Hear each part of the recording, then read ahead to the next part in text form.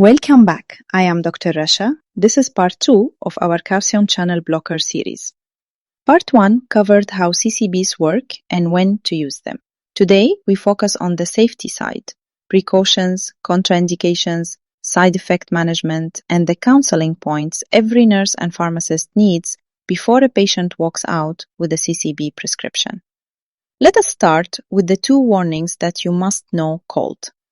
First, never combine a non-DHP calcium channel blocker, meaning verapamil or diltiazem, with a beta blocker without specialist supervision. Both drugs slow the SA node and AV node. Together, they can cause life-threatening bradycardia, complete heart block, or cardiac arrest. If you ever see this combination prescribed, stop and verify it is intentional and that the patient is under close cardiac monitoring. Second, grapefruit. Grapefruit and grapefruit juice inhibit CYP3A4, the enzyme that breaks down most calcium channel blockers, especially amlodipine, nifedipine, felodipine, and verapamil. When that enzyme is blocked, drug levels rise and blood pressure can drop dangerously low. Counsel every single CCB patient, no grapefruit juice. And one more thing on verapamil specifically. Verapamil itself also inhibits CYP3A4.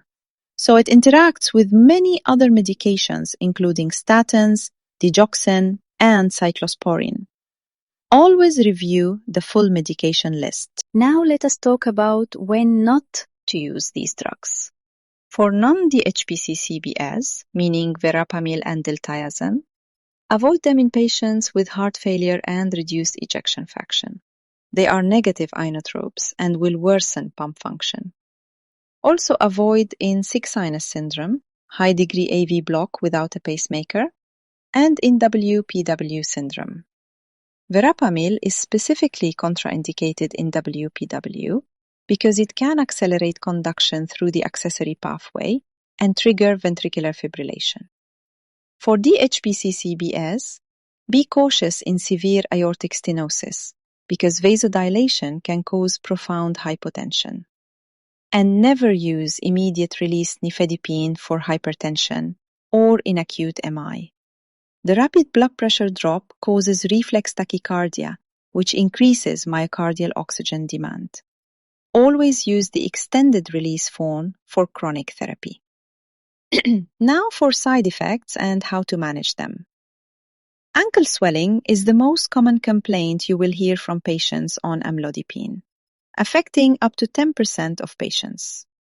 It is caused by vasodilation and capillary leak, not heart failure or kidney failure. This is a critical distinction.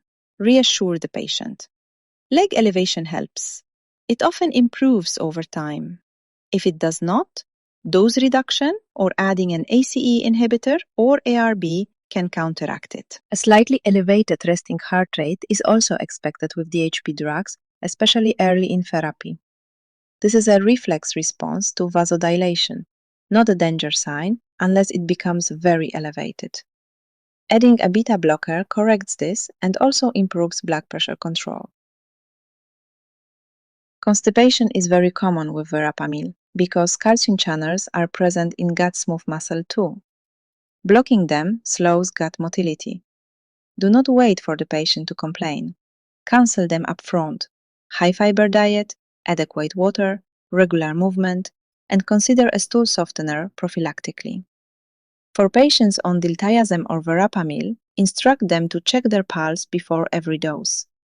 If it falls below 50 to 55 beats per minute, they should hold the dose and call their provider. Here is what to tell your patients before they go home. For all CCB patients, take the medication at the same time every day. Do not double up on a missed dose. Rise slowly from bed, especially in the first few weeks, to avoid dizziness. And again, no grapefruit. Do not stop the medication suddenly, as rebound angina can occur, particularly with short-acting nifedipine. For patients on amlodipine or nifedipine, ankle swelling is from the medication, not the heart or kidneys. Elevate the legs when sitting. Flushing and headache in the first 2 weeks are expected and usually settle on their own. For patients on diltiazem or verapamil, check your pulse before every dose. Eat fiber, stay hydrated, and stay active to prevent constipation. Report fatigue, dizziness, or fainting right away. 3 things to carry from today. First, grapefruit and the non-DHP plus beta blocker combination are the 2 safety alerts you must know by heart. Second, peripheral edema from amlodipine is a medication effect, not organ failure. Reassure your patients so they do not stop a drug they need. Third, verapamil constipation is predictable. Counsel before it becomes a reason the patient quietly stops their medication. That wraps up our 2-part CCB series. Next, we move into ACE inhibitors and ARBS, the renin-angiotensin-aldosterone system. Another cornerstone of cardiovascular pharmacology